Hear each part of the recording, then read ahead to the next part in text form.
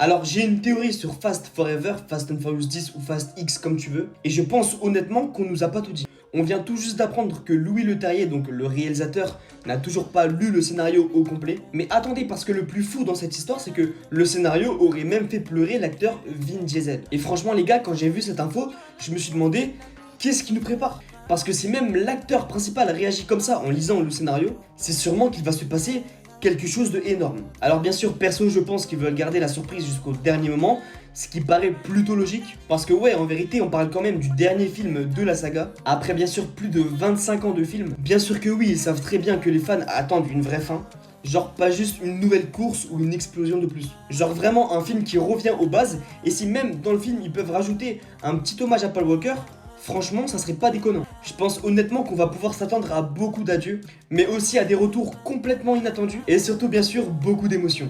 Alors oui, on sait tous que la saga a plus ou moins toujours parlé de voitures, mais vraiment au fond, elle a toujours parlé d'une famille. Et encore une fois, si l'acteur Vin Diesel a été vraiment touché par le scénario, c'est que peut-être cette fin va rendre hommage à la licence construite depuis le début.